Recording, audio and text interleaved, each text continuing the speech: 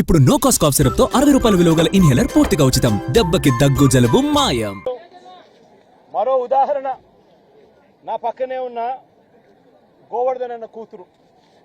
నేను అడుగుతా ఉన్నా, గోవర్ధన్ అన్న జైల్లో పెట్టినప్పుడు వీళ్ళ ఇంట్లో బాధ ఉండదా అని అడుగుతా ఉన్నా.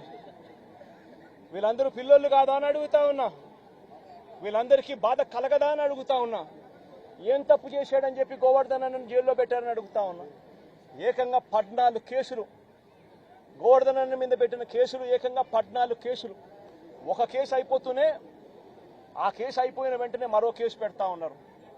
పెట్టి మళ్ళీ జైల్లో తాను ఉండే కాలాన్ని పొడిగిస్తా ఉన్నారు.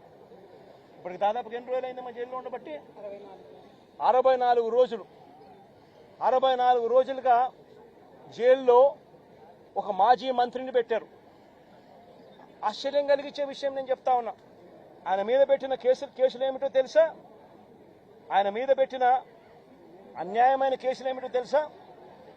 గోవర్ధన్ అన్న పార్టీ సెంట్రల్ ఆఫీసులో ప్రెస్ మీట్ పెట్టి సాక్షిలో పబ్లిష్ అయిన తన ప్రెస్ మీట్ క్లిప్పింగ్ను వాట్సాప్ గ్రూపుల్లో ఫార్వర్డ్ చేశారంట. అదొక కేసు అయ్యా, అదొక కేసు. మనిషిని అరెస్టు. ఒక రాజకీయ నాయకుడు ఒక ప్రెస్ మీట్ పెడితే ఆ ప్రెస్ మీట్లో వచ్చిన దాన్ని మీడియా పబ్లిష్ చేస్తే ఆ పబ్లిష్ చేసిన ఐటెంను వాట్సాప్ గ్రూపుల్లో ఈయన ఫార్వర్డ్ చేస్తే ఆయనకు సంబంధించిన మనుషులకు అది కేసు. దాని మీద జైలు. మాజీ మంత్రికి మరో కేసు. టీడీపీ నెల్లూరులో టీడీపీ ఎమ్మెల్యే సోమిరెడ్డికి వ్యతిరేకంగా ప్రెస్ మీట్ పెడితే దానికి సంబంధించిన వీడియోను కాకాని ఫార్వర్డ్ చేశారంటూ ఇంకో కేసు పెట్టారు. అడుగుతా ఉన్నా, ఒక రాజకీయ నాయకుడు ప్రెస్ మీట్ పెడితే ఆ ప్రెస్ మీట్ తాను పెట్టిన దాన్ని తాను మళ్ళీ ఫార్వర్డ్ చేస్తే దాని మీద మళ్ళీ కేసు. ఉచితంగా తెలుగుదేశం పార్టీ ఇసుకే అన్నారు.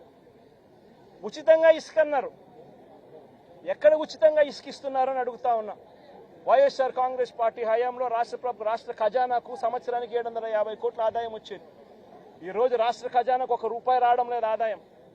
రేటు చూస్తే ఇసుక గత ప్రభుత్వంలో మా ప్రభుత్వ హయాంలో కన్నా డబుల్ రేటుకి అమ్ముతా ఉన్నారు ఇసుకను. విడిగా దోచేస్తా ఉన్నారు రాష్ట్రాన్ని.